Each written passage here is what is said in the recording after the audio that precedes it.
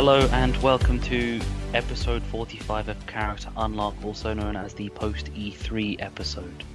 It's not as nice sounding as pre-3, so, you know, there's all that. Brooker, you're with me. How are you? I am alright, mate. I am good. I am hot and suffering from hay fever and tiredness, and yeah, I'm alright. Yeah. Same shit, different day. Just noticed that my glasses are currently steaming up because it's quite warm in here, and I just come in from outside where it's relatively cool. Are you recording in a jacuzzi? Unfortunately, no. I'm not recording in the jacuzzi. No, the answer is fortunately no, because no one needs the image of you sitting there in a hot tub naked recording a podcast. Or maybe that's exactly what they want. That's definitely not what I want. Just because it's not what you want doesn't mean what everyone else wants. You're not all the people. Just curry and get in the bath. It's almost a jacuzzi. Yeah, true. So we just going to go straight into it because it's fucking hot. Yep. Don't want this anymore. Just get over and done with quick. That's what she said. That's what she always says. Every time. Just hurry up. It's too hot. Just get on with it. So E3 happened not that long ago. And it was a thing. It was all right. It was good and bad in equal measure, I'd say. Yeah, I'd go with that. I don't know. Should we start with the worst stuff that we saw? Yeah. Yeah. Okay. Pretty much the entire EA conference. Yeah. Let's narrow this down to Command and Conquer. Command and Conquer on mobile for Brooker. Just, mate, it's been a week and I've not stopped raging about it. I love how angry you are about Command and Conquer mobile. Well, I don't fucking get it. I don't understand how a company can be so tone deaf to their customers after the shit that we had with Battlefront and pretty much the shit that EA gets twice a year minimum for doing something so tremendously dumb, but mostly for the shit they got when they mobile-fied and microtransactions to shit Dungeon Keeper 2 years ago. Yep. What the fuck would make them think it's okay to do that to, let's call it, the second most popular RTS franchise going? Yeah, it was definitely not a good decision. But the thing that I find the most amusing, who's their market for this? I have no idea. Because the only comparative game out there is what, Clash of Clans? Yeah. Or any of the other RTS games that you can get on mobile, which are all better than what it is that they've shown off. But this is the fucking problem. They've got this amazing IP in Command and Conquer. You know, especially if you're like my age or your age. You know, we grew up with these games. Me probably slightly more than you. Yeah. But you know, I grew up with Command and Conquer, and you know, and Warcraft and Starcraft and all that kind of shit. Shit, it's not shit. It's fucking amazing. But you know, the people that know what Command and Conquer is are people like me. And we love Command and Conquer. You are not going to get us playing a mobile game. The people that play mobile games do not want to play Command and Conquer branded mobile games. Like you say, you've got Clash of Clans or a million other properties you can go to that do the same thing. There's a Final Fantasy one out there. Yeah, almost certainly. They could be playing Pokemon Go. Yep. Yeah, I genuinely, from a business perspective, I don't understand EA's thinking. I don't get it. I don't see how it makes them money. I don't see how they do anything good with the name Command and Conquer from this point. From a fan perspective, mate, it's like someone's dug up a much beloved but long dead family pet and made me pay to watch them sodomize it. Well, I mean, just think about it this way. How powerful was your computer when you were playing, I don't know, like Tiberium Sun? Oh, but my iPad's faster. Exactly. The phone that is probably nuking my testicles is more powerful than the computer I use to play any Command and Conquer game from, well, the the Command and Conquer library that is of games. They could have released So any release of those. Generals on iPad. Release any of these games on iPad. I would pay for them on iPad, and I'd sit there and play them in small chunks, bit by bit, mission by mission, same as I do sitting playing fucking Monument Valley for hours on end, because that's just what I do. Make it a retro release, whatever you want to call it. I'm fine with that. I'd play the game that I played before. But if you're going to make a new game, don't do this. Just don't. It's the Yeah. worst decision you've ever made. My phone's probably more powerful than my current laptop. And I could play Red Alert 3. So, yeah, I'm pretty sure you could play any Command and Conquer game ever. Just re-release all of Command and Conquer games. And just put it on. You could put any RTS game on mobile, Yep. apart from probably StarCraft 2. Yeah, that I don't think that'd work. But yeah, I don't. As far as worst things go, I mean, that kicked off RE3, didn't it? That was Yeah. the first conference, and as shit as some of the conferences went, as stupid as some of the announcements were, nothing was as bad as that for me. That was just it's the worst thing to be announced so far this year. Yeah, definitely. I can't think of anything worse, and I'm really struggling to rack my brains for something that I hated as much as that. I I didn't understand Ubisoft's opening, but they always do Just Dance. I got utterly confused by the panda, but it was still more entertaining than anything that EA put out. Next year, I mean, it's just gonna get worse, and their Just Dance things get worse every year. Next year, it's just gonna be Furby gangbang to music. Maybe someone takes the head off a old bear or something. It's Usher still dancing. But To be fair, when the panda was dancing, I was half expecting it to be Saints Row. I really wanted it to be Aisha Tyler. Yeah, that'd have been fun. I'm still gutted that she didn't make an appearance. I really wish she Yeah. did. Needs to come back with her girlwood. Yep. Um, highlight. Uh, there were a few. There was a couple of pretty. Cause I'm just trying to. Every time someone asks me, "Oh, what was your favorite game from E3?" I've given like 7 different answers now. Yeah, there were a few. I think the biggest surprise, the thing that got me, as much as it's not a surprise, again, business-wise, that they've done this, but I wasn't expecting it to appear there as much as I wanted it to, was Doom Eternal. I know you're not a Bethesda fan, and I know you haven't played Doom yet, and right, but Doom. I promise you, I will play Doom I by know. the end of the year. But Doom, what I'm saying is Doom from a couple of years ago, right? It came completely out of nowhere. Everybody that had grown up playing Doom kind of went, okay, this is going to be fun. We'll spend money on it because we always do. It's Doom. We will keep spending money on Doom, and it turned out to be a fucking blinder of a game. So, for Bethesda to come out with a sequel is no surprise, but to get an announcement for a sequel is just amazing. I was blown away, and I'm still really, really excited about it. Other than that, and I think it kind of, in a loose way, I think it ties into the Doom announcement. I'm still so very excited for The Last of Us 2. Yeah. Really excited. I think the ambiguity for release dates for it, because everything else, and we said this at the time, everything else got like a 2019 release date, or an actual like February 22nd, or sometime in 2019. The Last of Us got nothing. I am convinced now that The Last of Us will be a PlayStation 5 launch title. Maybe they'll do what they did with this one, and it'll be the last game for PlayStation 4. Maybe. And then it'll get a remaster, a remaster. Yeah. Would that work twice though?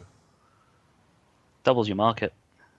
Yeah. You get all the people buying PlayStation 4s for The Last of Us 2, myself included. And then you announce a new generation that following year. Yeah. It only works if you announce after The Last of Us 2 comes out. Yeah. So do do what they did. So 2019 November, release Last of Us 2. Get your sales in. Yeah. Get your cons. Get all through Christmas. You've got PlayStations being sold. You've got everything. You've got games being sold. Then what? What was it? March, Yeah. April. Have a conference come out of the blue where you're releasing your PlayStation 5 and Vita 2 combo and bundle. Yeah. That'd work. I mean, I sit there and say, oh, I'd wait for the PS5. No, I fucking wouldn't. No. No. The Last of Us 2 sits in a list now of not that many games anymore. There used to be loads, but it does sit in a list now, a very short list of games that I will purposefully take time off of work to play. Yeah. The Day Last one of purchase. The Last of Us 2 will be a digital purchase, so I can play it the very second the clock ticks over to midnight that day. I will stay up and I will play it because I do not want one single spoiler before I finish that story. But yeah, I'm pumped for Last of Us 2. I'm really happy watching online dickheads scared of lesbians. Just makes me laugh. See, I'm going to put that as my highlight. The Twitter outrage. From people that hadn't played the DLC from The Last of Us. Yeah. I thought it was fucking brilliant. And the thing is, Sony knew that was going to happen. We knew that was going to happen. Everybody that's watching this fucking thing knew that they were going to go, oh no, I'm not going to play this game now there's lesbians in it. Why does she have to like girls? SJWs. Fuck off. Just fuck off. Yeah. What about you? Any other highlights? I'm actually gonna go with something a little less predictable, and I'm actually gonna go with my highlight was the Xbox trolling of Gears of War fans. Yeah, that was pretty funny. I want to watch it again to listen to the fans cheering at the Gears of War logo and then seeing pop finals come out and going, ah, collective just silence. My And then favourite bit of that is I would kill for Gears of War pop vinyls. I would gladly buy Gears pop vinyls to sit up on my shelf. yeah, just the complete and utter disappointment throughout that entire crowd to see the pop finals come out, and then later on them just go, oh, and by the way, new Gears of War, coming. Yeah. And I am happy for new Gears of War as well. You know, just in general. And again, we said this last week. I absolutely loved Gears 4 once it got going. Absolutely want more. Like everybody else, we'll be buying and playing more Gears. Oh yes. I do like. I'm quite a fan of having the third year in a row having Death Stranding on the PlayStation stage and still having no fucking idea what it is. That was the third year. I thought it was the fourth. Pretty sure that was the third. It feels like I've been watching it forever. Well, we have, because every time they have a big thing, they show more trailers for it. So it's the third E3, but we've also had 2 PlayStation experiences since as well. Ah, true. So and we get a new something every time. And obviously, Kojima's big friends with Jeff Keighley, so when the Keighley's roll round and they do trailer stuff, I think that's where the last big trailer came from actually, was the Keighley Awards. But, I mean, we've known about Death Stranding now for 3 years. Yeah.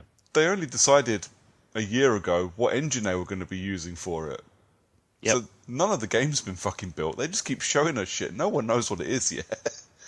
So far, it's just been a load of videos of Norman Reedus. Yep. And Mads Mikkelsen before, but now they've got Lea Seydoux in it. Yep. I've got Guillermo del Toro. Yep, that's true. But this is what I mean. 3 fucking years, 20 trailers, easily 40 minutes of footage, and no one's got any fucking clue what it is. I love it. It's just the ultimate Kojima Sony troll, because this will almost certainly be Kojima's last game. He won't make anything else after this, so this will be his big finish. if you It's not like. even a game. I'm telling you, it's not a game. It's actually a film. Yep. He's making the world's longest movie that people will assume is a game because it will be PlayStation exclusive. You'll put it into your console. You will watch a 40-minute video, Yep. and then you will think that you're about to take control of Norman Reedus, and then you get another 40-minute video. The only time you actually get control of Norman Reedus is when, if you want to progress your film, you have to mash X to peel off your own toenail. That was pretty fucking grim. Yeah. But yeah, You'll have it'll be something stupid like the section where he's walking with the weird sensor. You'll have to do that to walk to your next video. yeah, I don't. And if you fail that walk, you die and you start the whole game again. I love how Sony have basically been showing the same 4 games for 3 years And getting away with it. and And being considered the winners of E3 the entire time. yeah, it's mind blowing, absolutely mind blowing. But yeah, hilarious. I do hope Death Stranding turns out to be good.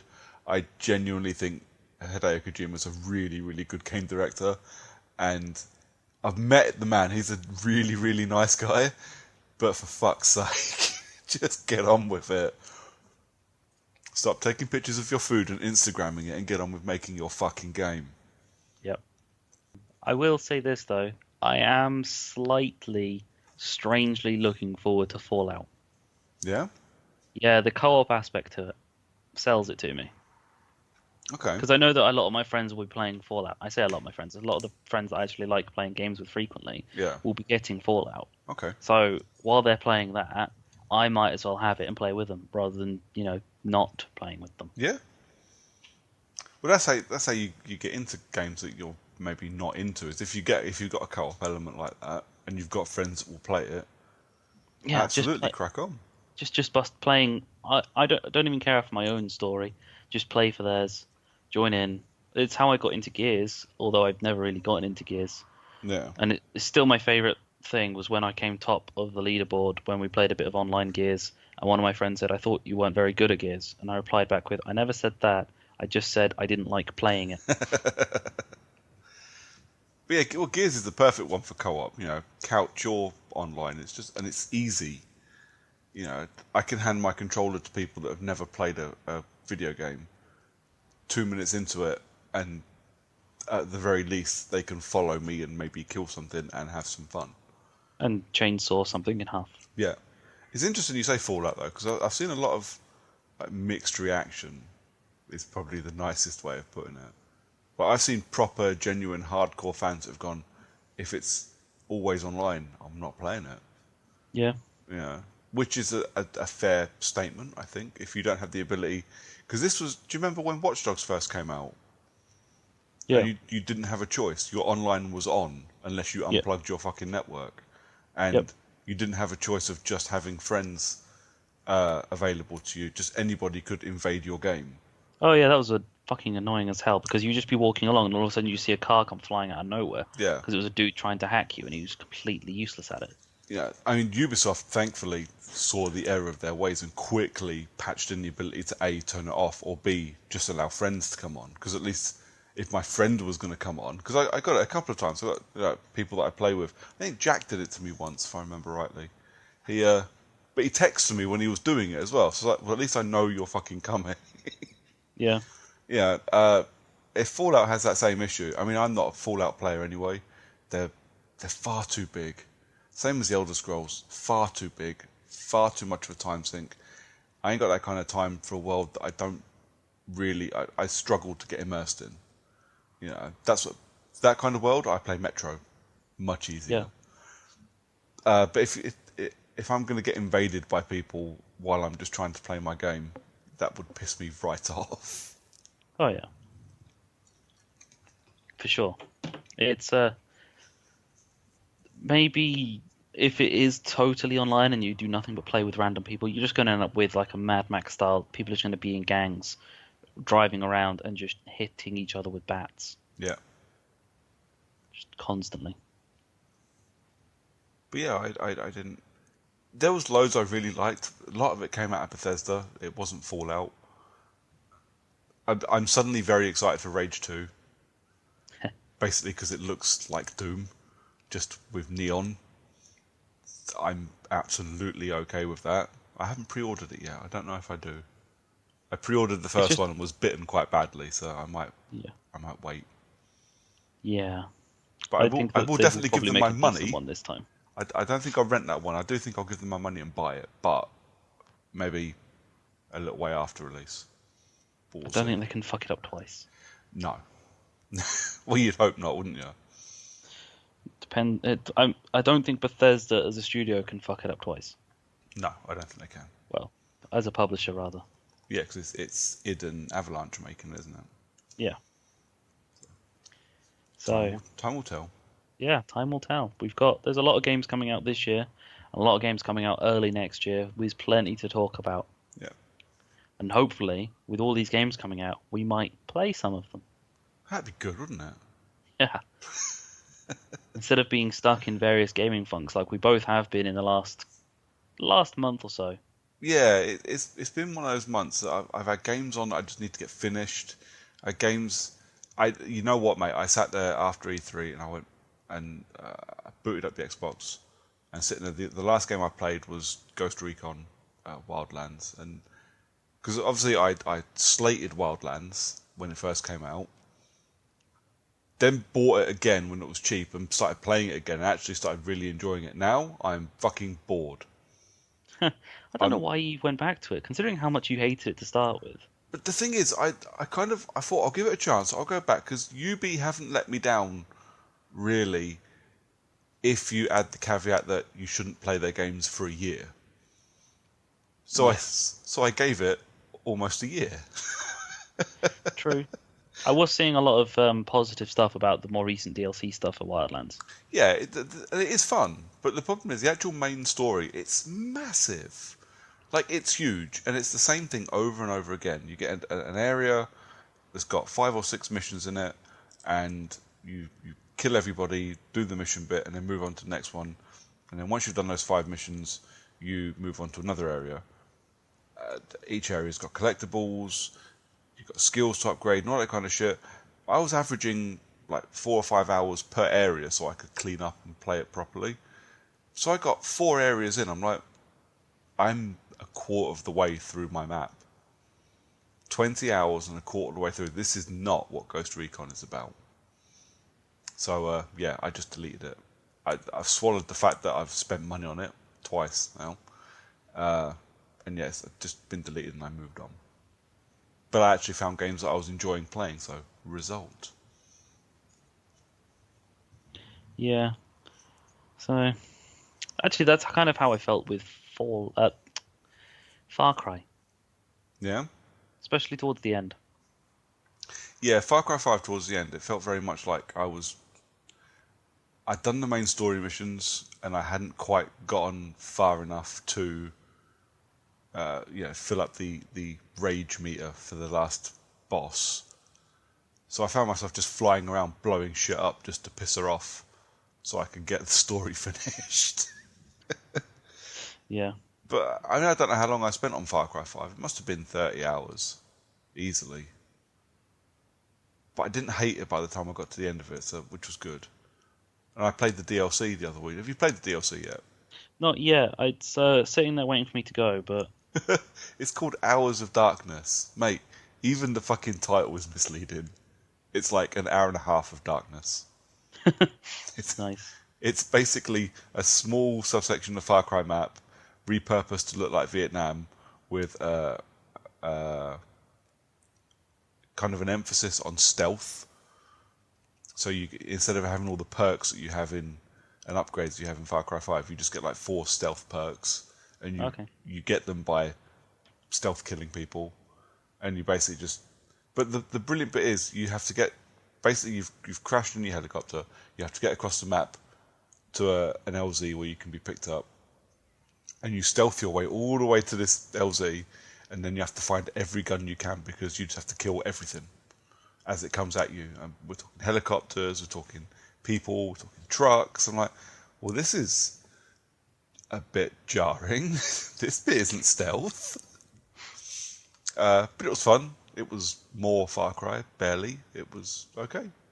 Yeah. I've Sounds like installed Far Cry 3 Classic and not played it yet because I can't be asked. nice. So let's go with a what's we've been playing, seems we've kind of half been anyway. Just kind of long segue into it. So, well, to be fair, Far Cry 5 was one of the reasons to why I was in my gaming funk. Because after finishing that, it was a big ask. There was nothing else that appealed to me. But unfortunately, we had that lovely, lovely sale on Xbox Live. Yeah. I think you picked up a couple of games off of that, and I picked a couple of games off it. So I'm going to start with I played the Marvel Ultimate Alliance collection. This is the fighting game. Kinda. It's for lack of a better, it's a bit like a MOBA. You're in Okay. control of 4 Marvel characters, Yeah. and you just go around and button mash the attack button and start beating things up. The overall Okay. story to it is that Doctor Doom has invaded the Shield helicarrier at the start, Okay. and that's how you get called into action. And you just spend the entire game trying to chase him down and his legion of villains, because it's just loads and loads of villains as well. Okay. And the story to it is that he finds a way of stealing Odin's power Right. and then uses it to take over the world. And your goal is to stop him. Okay. But if you just like watch a video of it, it looks like absolute shit. Because it is not a remaster in any way, shape, or form. Fair It enough. looks like a very early Xbox 360 game, and it plays like a very early Xbox 360 game. So this is a bit like the prototype remaster that wasn't a remaster, wasn't even an upscale, was just made sure it would work on Xbox One, work in inverted commas, and then ported, and that was it.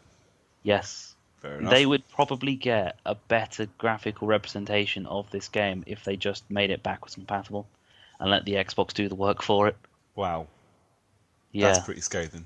it's fucking appalling, but I still love playing it because it just reminds me of playing it when I was a lot younger. Fair enough. Because this was a game that came out while I was still in secondary school. Yeah. So I remember playing it because I played it on the fucking Wii. Fucking hell. Been playing it. There's a lot more characters in it now because of all the DLC stuff that came out for the Xbox. Yeah. So it's like extra characters like Venom. Doctor Doom's actually a playable character, Cool. and so is Sabretooth. And some of the achievements are fucking brilliant, like talking to Charles Xavier while playing as Magneto. Nice. Uh, Having a character can talk to Sabretooth as if they're Wolverine or something. I don't know. It's just and others really weird, wonderful things. Fucking Yeah. hilarious. But the overall story is actually pretty good for a Marvel game. Okay. It's just if you want to play it, buy an Xbox 360 and play it on that. Yeah. It would probably be cheaper. Yeah. Was it at least a decent deal? Yeah, I got it. I got both Marvel Ultimate Alliance 1 and 2 for like 11 quid. So Fair enough. £11 for 2 games. I can't say, especially it's 2 games that I enjoyed playing when I was younger. Yeah. So I'll probably end up finishing Marvel Ultimate Alliance. I don't know if I'll finish 2 because I wasn't a huge fan of the actual story itself. It was a bit shit because it was designed off the Civil War arc, but Yeah. just went completely balls to the wall insane for no reason. Okay. Fair enough. I'm surprised Lee doesn't have them. I think he probably even has Ultimate Alliance 2. I feel like I might have played it with him back in the day, but I can't remember when it was that I became imaginary friends with Lee. Yeah, it was a few years ago. I think it may have been on the 360 back in the day. I don't know. It's a tough one to try and Yeah. remember back when that was. Anyway, which of your many games do you want to pick first? I tell you what I'll talk about, because I know you picked it up in the sale as well. That was Life is Strange Before the Storm. Yeah. Yeah. So I bought this maybe 2 sales ago. I bought the deluxe edition, Yeah. I think it was called. The one with the bonus episode, the farewell episode. I don't understand why there was an edition that had a bonus episode for no reason. Well, I shall get to that. Okay.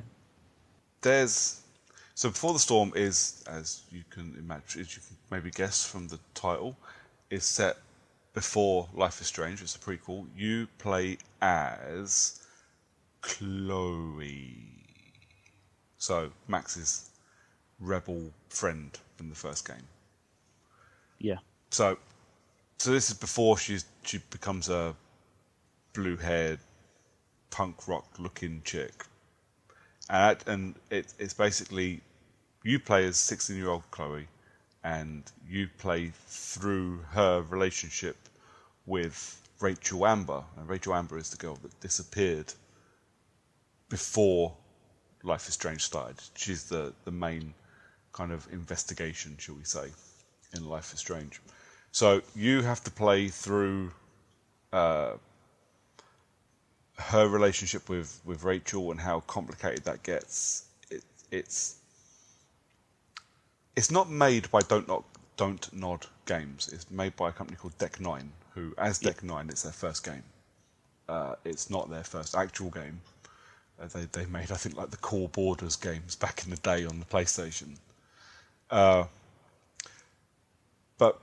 it's instead of being 5 episodes, it's only 3, and those episodes are less than 2 hours apiece. I went through the entire. Well, I went through the game in 2 sittings, but that was mainly because I was playing other things first. But it is, if you enjoyed Life is Strange, you will certainly at least like Before the Storm. If you play through Life is Strange and kind of, if you felt for the characters that you were playing as or playing with, you will enjoy Before the Storm. There are points near the beginning, or maybe up until the halfway point of the first episode, and I had this issue with the original Life is Strange as well, where Chloe is a fucking arsehole, and every time she opens her mouth, I want to slap her in it, because she's a teenager. She plays a 16-year-old, and to be fair, having spent a decade working in education, I know full well that this is what all fucking 16-year-olds sound like, but it doesn't stop me from wanting to punch her in the face. She's a total asshole all the time. Yeah. Oh yeah. But you do kind of, you do live with it, and you get over it, and same as you did in the original game, you can't help but get involved with these characters. You can't help but, get emotionally attached to these characters. And there are a couple of points towards the end where it's not as bad. Like, obviously we won't ruin it because it's one of those games. It's like talking about the ending to The Usual Suspects or Fight Club. Doesn't matter how old the film is, you're not allowed to talk about how it ends. Life is Strange, I think, is going to be one of those games that's the same. You're just not allowed to talk about the ending. You're not allowed to talk spoilers. You're just not. No. So unless you're talking to someone who's played it and are away from anyone else who's not played it. Yeah. So those moments in Life is Strange that just leave you with that horrible sinking feeling in your stomach, there are points like that in Before the Storm. Right. But not as bad as they are in the prequel, mainly because you kind of expect them to happen. There is one bit at the end, and I will say nothing more than just a bit at the end, if you've played Life is Strange and then you play this prequel and you sit and you watch the final episode literally to its conclusion, mate, I felt horrible. Just horrible. I wanted to cry. I was so sick that I'd sat and watched this. It was just, I didn't realise I'd become so emotionally attached to these characters that by the time I got to this little point, I was horrified. Absolutely horrified. But I love stuff like that. If a game can do that to me, or a film can do that to me, I genuinely, I put it at the top of my list for all-time favourite things. It blew me away. It's not as good as Life is Strange. Absolutely not. And next week, the freebie comes out. The Awesome Adventures of Captain Fancy Pants, or whatever his name is. Yeah. It's a good enough name for it. That do. But yeah, I would say if you're sat in a gaming funk and you've bought this game and it's sitting installed on your machine ready to go, it will take you 6 hours to get through it. Just play. It took me 6 hours to get through it, plus keeping half an eye on a guide so I could chase achievements at the same time. So it's a sit down and play. You'll be done in a day, but it's so good. You know, it blows everything Telltale have done for the last couple of years out of the water. You know, as Life is Strange the original did. I would say you do not need to play Farewell.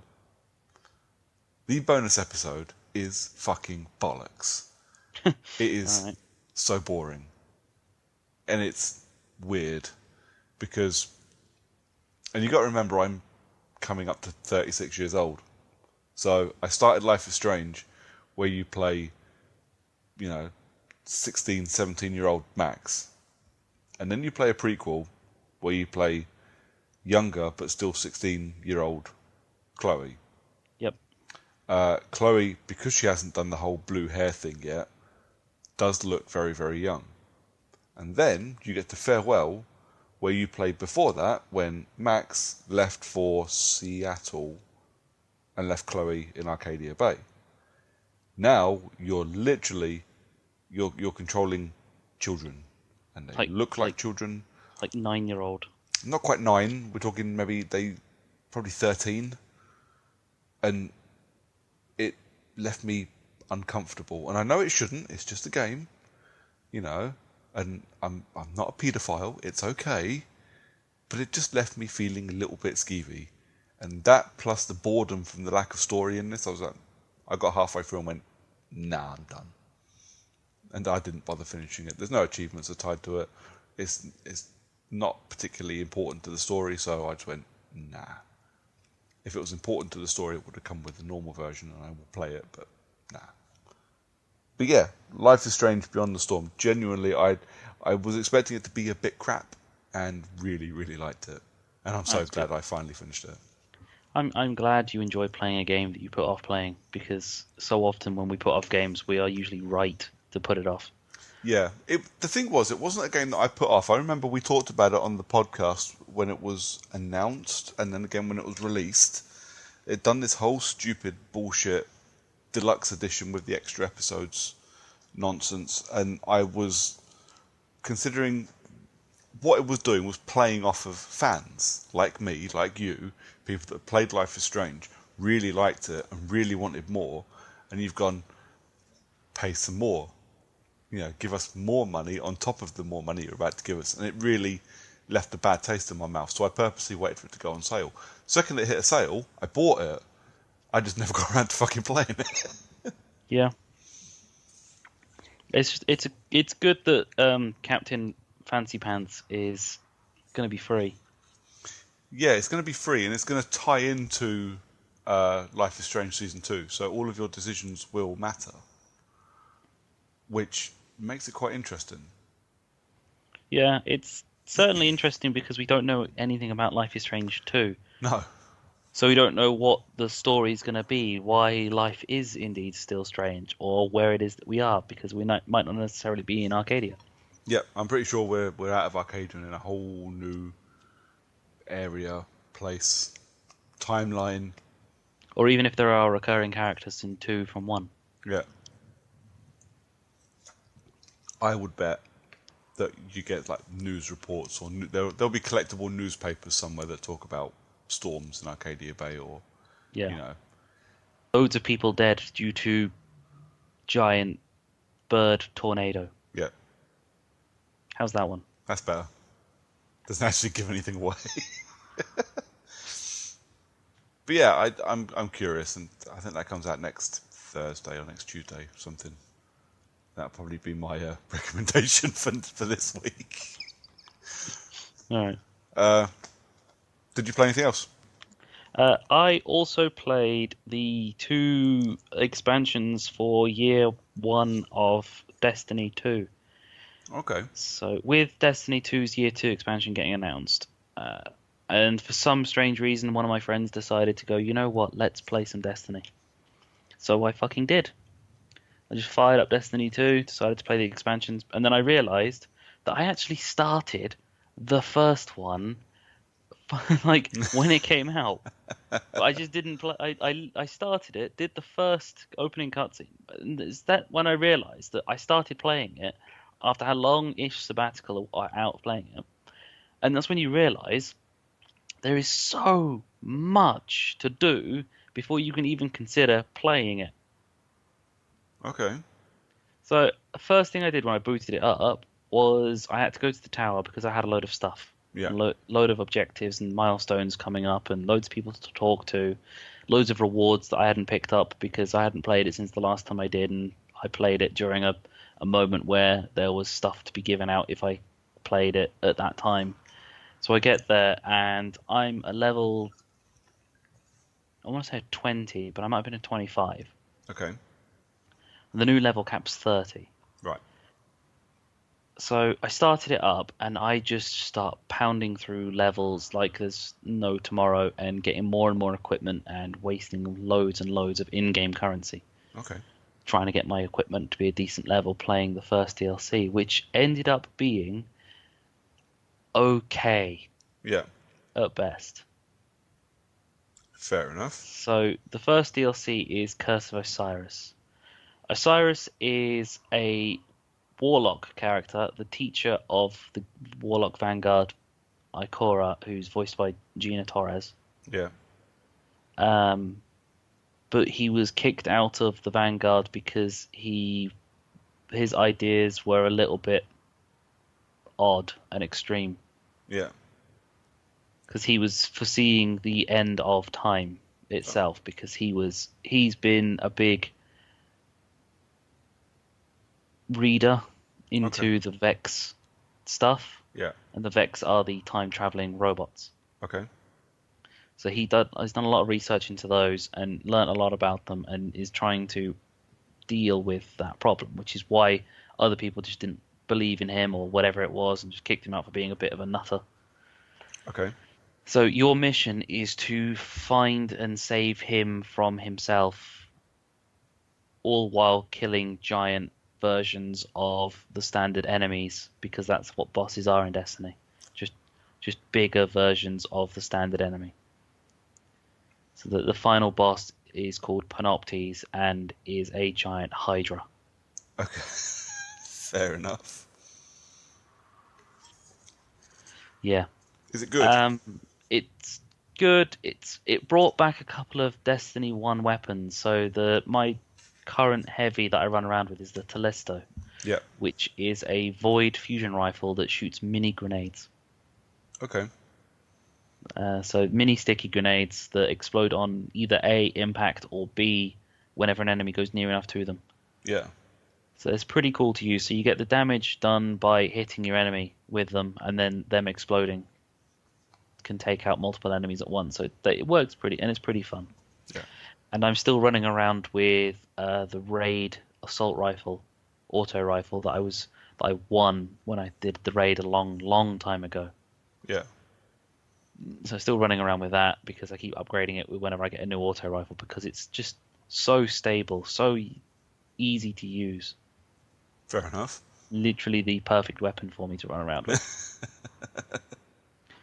So I played that, and then afterwards I played the second DLC, which is called Warmind, which is set on Mars, and you are essentially helping Anna Bray, who should have been dead some time ago because she was alive before the collapse during the Golden Age. It turns out that she's actually also a Guardian. Okay. So that's why she's still alive, because she has a ghost and can, resurrect with light. Yeah. And the entire goal of Warmind is to try and wake up Rasputin on Mars. Rasputin's the war mind, which is the defense network of the solar system. Yeah. This ultra powerful AI that can destroy anything and everything that it wants to, but chose not to based on the fact that it didn't want to be a weapon. Okay. It was a quote from Rasputin himself is that he was designed to be a shield. The Vanguard used him as a weapon. Now he wants to be what it is that he wants to be. Yeah. And he will remain Earth's protector. So there's that. Okay. Yeah. But the whole DLC for Warmind is that while you wake up Rasputin on Mars, you also wake up one of Oryx's other sons. Yeah. Oryx is the Taken King from Destiny 1. Okay. Yeah. And after you already kill one of his sons, Crota, in the Dark Below from Destiny 1, Yeah. the Taken King comes around and that's when you kill Oryx.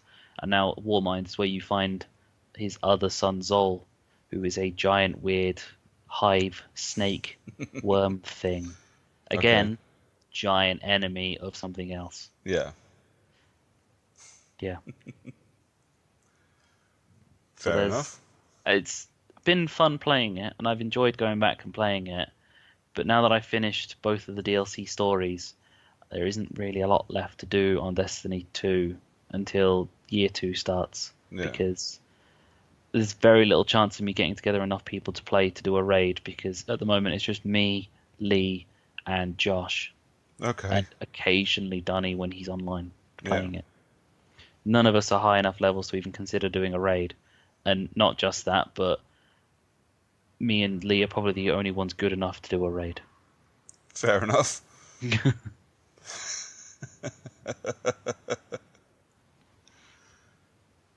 But it's one of those games, though, isn't it? You really enjoyed playing the first one and the second one for a bit, and when you're in a bit of a funk, it's perfect. Sometimes it's nice to go back to a game you enjoyed playing, especially if you're going back to a game you really enjoy playing and it has more content. Yeah. So it's like going back and playing FIFA like I have done while I was in my gaming funk because of the World Cup update, and playing that was entertaining for a little while, but I know why I stopped playing FIFA, and I know why I probably won't be picking up FIFA 19 when it comes around. Really? Yep. Just go enlighten me. It's just the same constantly. It's just I've got no invested interest in the long term for this game anymore. I used to play. I bought every FIFA game from 2003 to 2006, and then 2006 was so poor that I didn't get 7 or 8. Yeah. And I think the next one I got was 11. Okay. Which is when Ultimate Team became a free update. Yeah. Was it 11? I think it was 11 when it became Ultimate Team became a free update rather than being a paid for thing. And then I got every FIFA from 11 to now. And it's just, you're sick of the same shit. I'm just sick of it not improving at all. And it getting the Champions League license is not. It's paving over cracks. It's not even paving over cracks. Yeah. It's literally you find the world's shittiest road of potholes and you decide to put down some fucking sand in the hole. Rather than putting tarmac or relaying the road, you just put some sand in it. Not even good quality sand. We're talking like Brighton Beach sand. There's some fun for you. Fair enough. I get what you mean, though, because I kind of have the same problem with, to a lesser degree, because I only play it usually for maybe 8 hours a year. But I do kind of have the same problem with Madden. After I've played for a few games and done a bit of Ultimate Team, I go, I'm done. It's the same over and over. There's nothing. It's in order to make the game more fun, because winning every match is not entertaining. No. But to make them more fun, you turn the difficulty up. And then you get to a point of, well, hang on a sec, I should be winning this match because I'm playing much better, but they're just being cheap. Yeah. And the AI just feels cheap. Instead of being, I made a mistake, so that's why I've lost, it's, I'm playing perfectly, but for some reason the AI is now just somehow managing to teleport their players into positions that my players can now no longer shoot, or I get tackled from behind and it's not a foul, or I do a tackle, win the ball, and somehow it is a foul. See, this all kind of, for me, it sounds like when you play, uh, not the more recent ones, but slightly older, like Need for Speed games, and you've gotten good, and you're whooping the AI, and then you're half a mile from the finishing line, and the AI just rubber bands straight ahead of you, and you haven't got a chance. Yep. Yeah, not for me.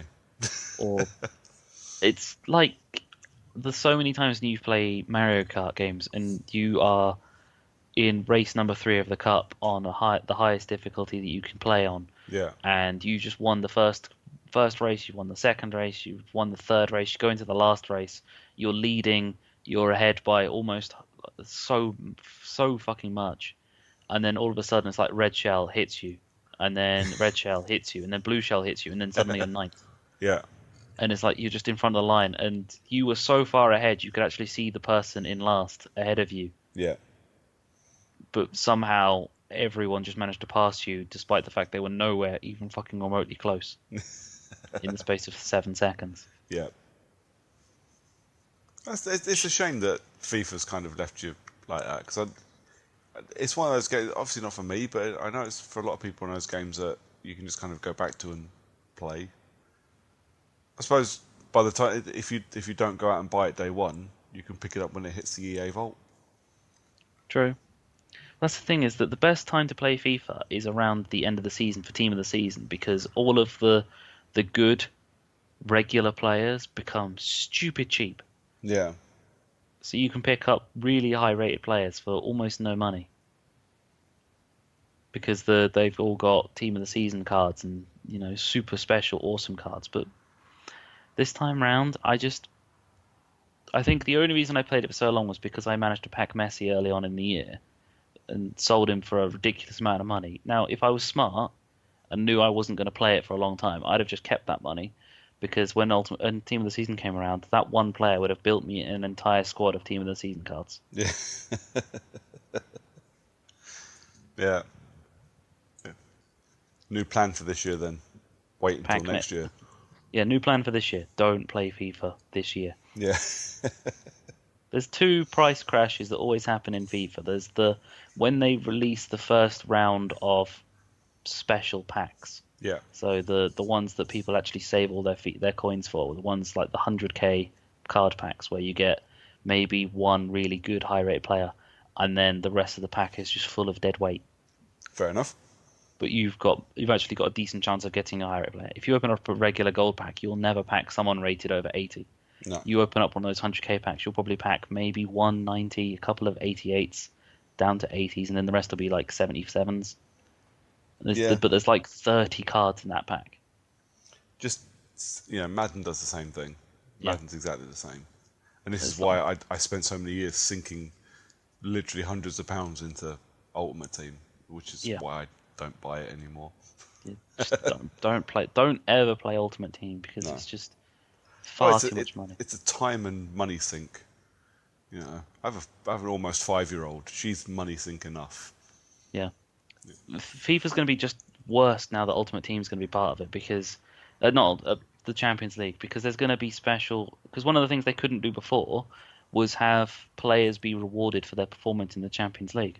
Yeah, So now we're going to have players being rewarded for their performance in the Champions League. There's going to be another team of the season. It's going to be the team of the Champions League, because technically there was a team of the group stage, yeah, which was just a thing that they did. But there's going to be a proper, this player did well on this match week of the Champions League. They scored the best goal, so they get a special Champions League bonus purple card okay. for a month or something. Like the Player of the Month cards in the Premier League, which are an absolute fucking nightmare. Yeah, no FIFA for you this year then. No FIFA for me this year. Famous last words there. Yeah, I have heard you utter those exact words before. Yeah, it's just not worked out. No. Multiple times.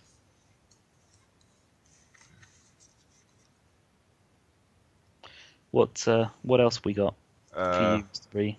I'll tell you what, I'll finish with them. Another one that I played and delayed. Admittedly, I knew I was going to do this, though. Back in October, when Assassin's Creed Origins came out, the plan was always rent it on the PlayStation, play it on the PlayStation, and then when I buy my Xbox One X and I finally get around to buying my 4K TV, I will buy it on Xbox and play through it again. So when I got halfway through it and didn't finish, I wasn't really that bothered. I sent it off to do something else and never finished it. So then, beginning of the year, it was on sale. I bought the gold edition for like 30 quid and kind of picked it up and played it slowly. So, Yeah. because I'd had experience with walking into areas vastly underleveled when I played it on the PlayStation, so like the first couple of areas, I went round and I murked everything, every side quest, every little thing I could do to get my XP up, I did. So, again, by the halfway point of the game, I am far, far over leveled for where I need to be, and now I don't actually need to do any side quests ever again. But we got to not quite the point that I was at when I played it on the PlayStation, and I turned it off, and I never uninstalled it. It was always installed, but I started playing something else and kind of went, I'll come back to this because I don't want to burn out on Assassin's Creed. And I've spent 20 hours doing not an awful lot so far, so I don't want to burn out. I'll play something else, and I just never went back to it. So last week, finally decided after we had Assassin's Creed Odyssey, which left me lukewarm for the most part.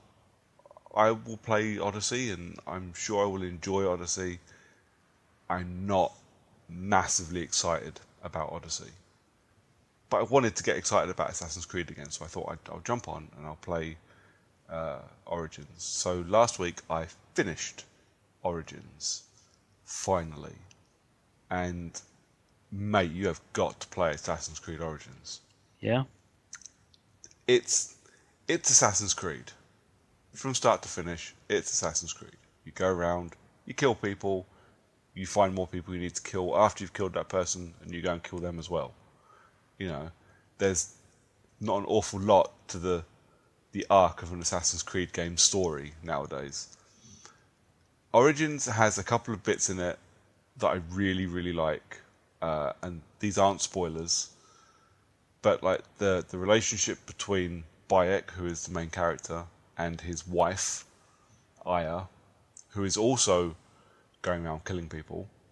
So they've kind of got this whole bonding thing, and actually what they bond over most is the fact that they're both away killing people but not together, so they rarely see each other.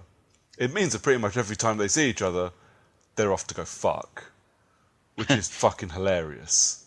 Yeah. Because by the halfway point of the game, you're going, oh look, Aya's here. Yeah, these two are going to bone. You do your thing, I'm going to go make a cup of coffee. Yeah, so there was a point, just about the point I stopped playing on PlayStation, and I knew it was coming when I played it on Xbox, but it didn't stop it from being horrible. And there is a point. The basic story to Assassin's Creed Origins is you play as Bayek, who is. He's not killing for any greater good. He's not killing for any greater purpose. Not really. It's revenge. He's after the people that caused the death of his son. Right. And you have to sit and watch it. You see this happen not long after you've killed your first person. Then you get backstory and you see his son killed. The problem with a story like this, and especially with a game like Assassin's Creed, it's so big and there's so much to do that you can get 2/3 of the way through the game, have killed 20 people, helped 40 others in side quests, and you actually forget why you're playing the game. Story-wise, you forget why you're doing what you're doing. So Origins reminds you in the most horrible way it can think of. And the people that have played this and are listening to this are going, yeah, I didn't fucking like that at all. Because much like Life is Strange before it, it leaves this horrible sinking feeling in your stomach and it leaves you angry. And I am aware that I am one of those people whose emotions are usually millimeters below the surface, so it doesn't take a lot for me to have a reaction to stuff like that. But when I got to that bit, I was angry, I was sad, I wanted to get that particular mission finished so I could get some closure, not just Bayek and not just the other people affected by it. But what it does and why it's there is to remind you of the story. It's to remind you why you're there. It's to remind you that you're not an assassin. You're a dad. You're an Egyptian. You're trying to make the world better for you and your wife.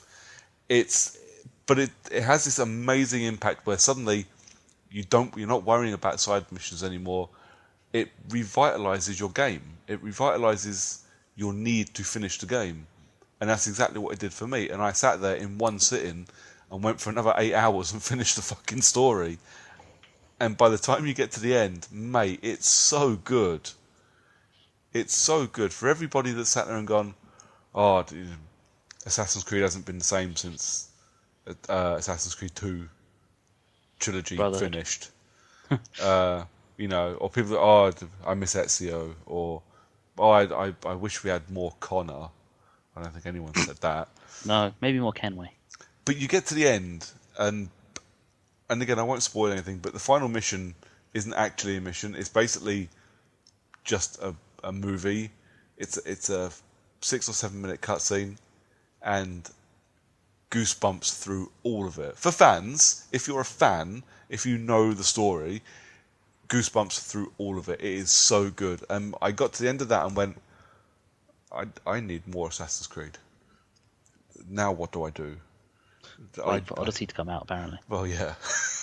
To be fair, I've got 2 lots of DLC that I need to get on and play. I made the decision to not start those because, again, I didn't want to burn out, and I had such a fantastic time with the last, let's call it third, of Origins. I didn't want to sully it by going, actually, now I'm just playing DLC. I'll wait and I'll go back to it later. I've got plenty of time. Yeah. But yeah, I genuinely, if you get a chance, if you trip across it, and people listening as well, it's currently 18 quid on CD keys for the standard edition of Assassin's Creed Origins. It's a steal at twice the price. It is such a good game. It's such a good story. I can't recommend it enough. Yeah, I've got it. I haven't played it yet, but I will, because I'm not a complete dick and I won't. You talking about a game being amazing is enough reason for me to want to play a game. It's one of those things that if you don't want it, it's such a cheat. And I didn't actually realise this until after I'd finished the game. There is one of the DLCs for the game, and it's called The Hidden Ones, and it recommends that you're level 45 to start it. But you can start it at any point you like. So what it actually does is it gives you the option to copy your save, but upgrade you to level 45. So you have your standard save where you're level 3, and then your next save is exactly the same game, you're in exactly the same spot, except you're level 45. Which, if you're just the kind of person that just wants to play the story, that is perfect. Because you can run through every story mission without having to worry about anything doing that.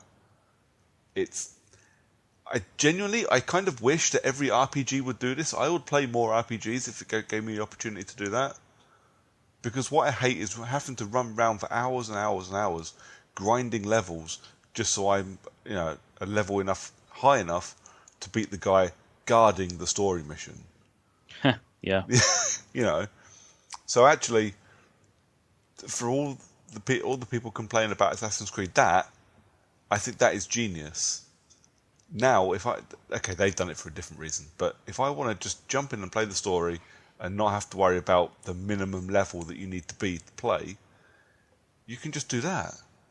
You won't get as much out of it, because as much as I don't play RPGs, it is a lot of fun to, pick what loot you want and kit yourself out and choose which weapons you want to upgrade to keep leveled up with you and all that kind of shit. But if you have the opportunity to just, play for half an hour, get a save, and then go back, open that save up again and be level 45, so you can do all the story with no worries whatsoever, mate, that's the way to play Assassin's Creed if you're not willing or can't put the 40-50 hours into it that you should do. Makes sense. Sounds good, actually. Sounds like an interesting way to do it. It's what you can do with things like Exploder. It's like getting someone else's save and re-signing it to you. And you turn your game on and play the game fully leveled with all your extra lives and shit, and you had to put no effort in, but you can still enjoy the game. And I'm not advocating for things like Exploder. I'm advocating for people to give me the opportunity to play games like that, because I don't like and don't have the time to spend playing games like that all the time. Adding that leveling system was a big change to previous Assassin's Creed games, where you could just run around. You didn't need to upgrade stuff. You could just get around. The only time you had upgrades was when the story forced it onto you to have it, because you needed it for that mission, like the ability to use the blow dart with the silly darts. Yeah. And the trank darts. Yeah, so they've kind of been pushing the RPG elements of Assassin's Creed for the last, including Origins, 3 games, I think. So Unity had upgrades. Yep. Syndicate had upgrades plus gang upgrades. Yep. Origins is all but a fully blown RPG. I think Odyssey will be an actual RPG. Now you've got things like dialogue trees and multiple endings and things like that. That I think you'll be able to call an RPG. And if Ubisoft are listening, I would love it if I could switch it on and just go, you know what? I'll play start story mode. Yeah, I'll play the story and that's it. I don't care about achievements and trophies anymore. I want to play the story, and I want the emotional highs and lows that you get with a story, with a character that I had the time and energy to invest in without having to grind myself into oblivion trying to get a good sword. That's one of the updates that they made to the later Mass Effects, where they just released combat mode, where you literally just played just the fighting. Yeah. All the talking trees was just handled. Yeah. I really like, I know it's completely arse about face for me to go, I love story. I want all the story, and then go, but I don't want to play RPGs. I know it's completely backwards, but I want the story to be told to me. I want to play the story. I don't necessarily want to be the story. You want a good story told to you. You don't want to be the reason to why the story is happening the way that it is. And I think Assassin's Creed Origins, the way it's been done, is probably... And it's not something... This isn't new. So you play games like, I don't know, to a lesser degree, let's say, like Dishonored. Dishonored, if you want to play it where you just run through and fuck up everything and not worry about anything else, you can. But there's also quite a complex upgrade system attached to it as well, so you can adjust the way you play to suit you. And I loved that, because once I knew the story, or once I was playing the story, the RPG elements didn't get in the way. And for me, that's where Assassin's Creed Origins has got things right. It's got the RPG elements. They're not in the way. They're not restricting how I play, and they're not making me feel like I'm losing out on story because I'm having to dick around herding some dude's fucking camel. It's just, Assassin's Creed Origins, I know I said this back in October when it first came out, that just it's great, but this time around finishing it, it's near perfect. It's probably my favourite Assassin's Creed game now. I didn't think I would like it this much, and once you get to the end, the payoff for the hours you spent is so worth it. I don't know how they match that with Odyssey this year. I just don't know how they do it. With conversation trees and a woman. I I will be honest, I like ancient Greece. I find ancient Greece a really interesting time period. But for me, ancient Egypt is the time period that got me into history. Yeah. I remember learning about it in primary school and being fascinated. I read everything I could about ancient Egypt. I loved their faith systems. I loved their culture. I loved all of it. I find it's so fascinating. So Origins was basically custom made for me. Odyssey will not get a fair shake in comparison to Origins from me. It can't. While I find Greece interesting, it's not as interesting as ancient Egypt. Ancient Greece is my go-to time frame. So for me, it being in ancient Greece is absolutely outstanding. Oh yeah, I'm not saying it's bad, not at all. And like I say, I find most historical settings interesting to a degree. But that's kind of half the reason why I finished Unity, because I find the French Revolution fascinating. It's a really interesting period in time. So as shit as the game was, as broken as the game was at times, I was happy to spend time in that world. And this was the thing with Origins, was when I turned it on after it being installed for 2 months and not been played for 6 weeks, I sat there and went, why the fuck did I turn this off? It's so good. I don't think, for me, I don't think Odyssey will be able to compare. I will try to be fair to it, but I have said the cost of these games and the amount of different versions of these games, I'll do the same that I did for Origins, and I'll wait for the Gold Edition to go on sale. Once the Gold Edition is sub 30 quid, then it's worth the purchase. I'll pick it up and I'll play it then. It won't be a day one for me. I think I'll probably be too busy with Red Dead Redemption. Yeah, I think a lot of people will be busy with other games, not just Red Dead Redemption. There are other games people can buy at the end of this year. Yeah, well, there are a lot of games coming at the end of this year. Far too many games to play and not enough time to play them outside of Red Dead Redemption 2. No. Yeah, I don't know. I don't have any time left to take off of work for that one, so that's going to be a lot of evenings ignoring the family. It's all right. Just pretend you don't have a family. That's what I do most of the time. And then after you've played Red Dead Redemption 2, you might not have a family because they'll have left. You wouldn't have even realised. Exactly. This is my goal. This is my plan. Just hope my wife doesn't listen to this. She's not in the house, so I've kicked her out to the Cineworld Secret Unlimited screening. Do you know what that is? Yeah, she texted me. She said it was The Incredibles 2. Ah, I'm a little jealous. Which is actually a fucking hell of a catch. Like, Cineworld done well to get that from Disney and be allowed to keep it a secret. I'm also very glad that we didn't arrange the podcast to go watch it, because I like The Incredibles. It's all right, but I'm not that big a fan. No. At one point, I did think it was possibly Sicario, which is when I text you to maybe start reorganising. And then they announced next week there's going to be a Sicario screening. So well, it's not going to be that then, is it? Is the Sicario screening actually coming to the city? Yes, it's now bookable. I booked it yesterday. Finally.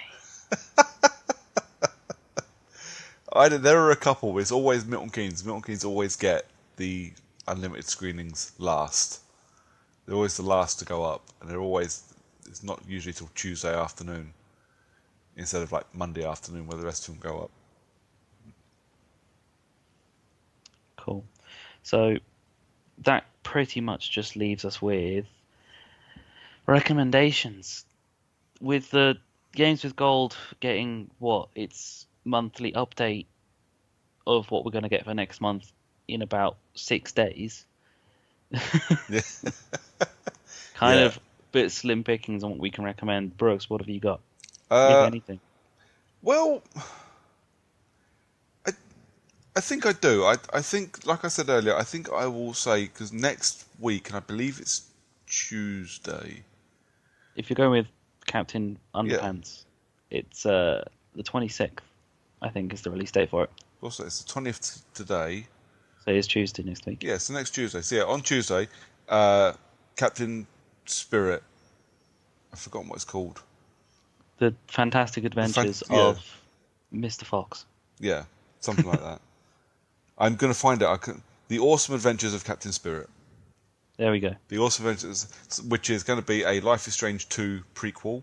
It's all of your decisions that you make in this game are going to follow through to the next Life is Strange season. So it's basically, it's like The Walking Dead 300 Days, which came out between seasons 1 and 2. And all the characters you managed to rescue were the characters that came with you into season 2, except Captain Underpants is free. Yes, indeed. So yeah, Square Enix, and this one is being made by Dontnod, have made this game. It's about 2 hours long, apparently. All your decisions, like I say, will go through to season 2 of Life is Strange. Free on Tuesday. Why wouldn't you buy it? Or why wouldn't you download it? I will download it to my PlayStation and to my Xbox, and I'll fucking play it twice. And I will definitely count it towards my list of games that I finish this year. Excellent. But yeah, that's me. I'm not sure what I'm going to recommend, because I kind of want to recommend the same thing because it's a game that's going to be for the future, but without playing it, I can't really recommend it. So what I'm actually going to suggest to people is that even though it's not free, yesterday at about 5 p.m, so it was actually Tuesday, if you're listening to this at any point, the 19th, they announced that Modern Warfare 3 was gone backwards compatible. Oh, yeah. So if you have that on 360 already, either digitally or still on disc, you can fire that up and try and find yourself a lobby that's not hacked. Is it on sale? Because usually when they announce these big games that go backwards compatible, it's usually on sale that same week. I think it possibly is on sale. I don't know. I'm curious. Because they done it when they announced that Splinter Cell Conviction was backwards compatible. It was on sale that week. So Did I you bought buy it? I did. Have you played it yet? No. Motherfucker. It's installed, but I haven't fucking played it yet. Sort your fucking life out, son. I did the same with Spec Ops, because obviously I own Spec Ops on disc, on 360 and on PS3. So when that went backwards compatible, it was also on sale. So I bought it. Look at that. Xbox 360, Call of Duty Modern Warfare 3. It's currently 50% off on deals with gold. There we go. So that makes it £12.49. I'd pay £12.49 to play that again. Just the story itself the story was pretty decent. Oh yeah, there was no Modern Warfare 2, but no. But I liked Modern Warfare 3 actually. I thought it was really fun. I really quite liked it. No, I've got enough money to buy it on my Microsoft Funbucks. No, I will not. I've got too many fucking games sat there waiting for me to play. But yeah, luckily a couple of days off work last week that weren't for E3, so I managed to clear 3 games in 2 days. I was quite chuffed with myself actually. But yeah, I think that's us done, mate. It does seem that way. So we'll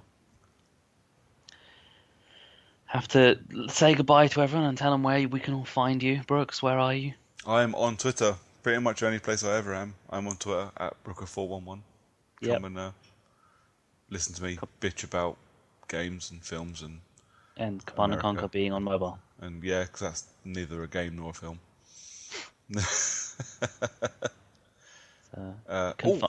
Sorry, go on. No, it's all you. I will say briefly, we had nothing to do with it. That's fine. But our mate Matt Lambourne, who's been on the podcast with us a couple of times, he's done an episode of his podcast, or the podcast he's a part of, the RDGS. RGDS. Retro Gaming Discussions. Yeah. With him and his mate Matt, too many fucking Matts, talked about mental health issues. They kind of centered it around mental health issues in the retro gaming community, but it is a wider net. It's mental health issues basically with gamers, mental health issues in general. It's, obviously the pair, they're podcasters and gamers, they're not doctors, so it's just a chat. But it's actually it's a really good episode. I don't necessarily agree with everything they say, but I do think it's a very, very important thing to be talking about, especially with cunt bags in the news currently talking about Fortnite causing game addiction, assholes. Yeah, just mental health in general, I think is something that people should talk about. And the problem with gamers, a lot of gamers are people like me who have been brought up to not talk about things like that. It's still a big stigma. So for people my age to have that conversation on a podcast, I think is very important. Please go and have a listen to it and give the guys a bit of support, because I think they did a great job doing it. So that's just my little plug.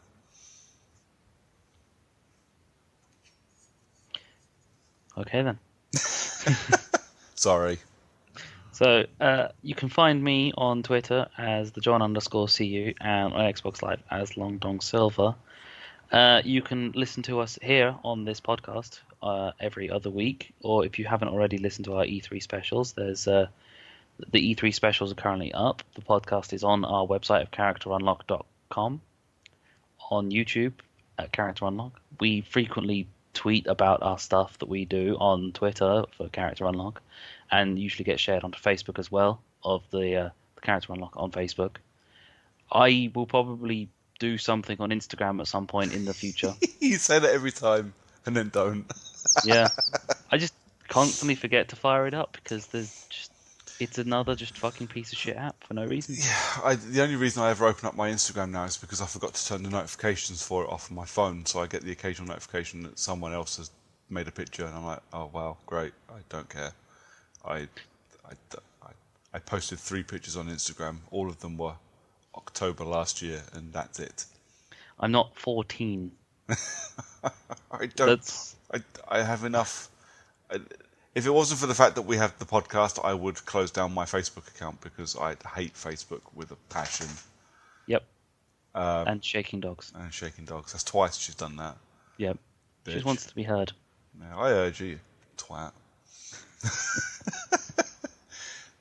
Yeah, but I keep my Facebook open mainly for the 3 or 4 people that I grew up with that live down in London still that I don't talk to very often, and for the podcast. And occasionally me saying weird and random things to you on Facebook. Well, yeah, there's that as well. And, the never-ending barrage of, buy this Marvel rip-off t-shirt, because that's what I need in my life. Yep. All of the Deadpool things. Yep, exactly. And Twitter's just for sharing pop vinyl competitions. Pretty much. Pretty much all I do there. And tweet about how many times I've watched Deadpool 2. And every time you remember that Command & Conquer is on mobile now. Yeah. That's when you just see me randomly screaming. Yep. So that's us done for another episode. Catch us again in about 2 weeks with a thrilling episode 46 that we have no plans for whatsoever. Yeah, fuck knows what we're going to do. We'll wing it. We always do. It works best that way. Yeah. Maybe we should get a guest. Yeah, maybe. Lee hasn't done one in a while. Lee, come join us.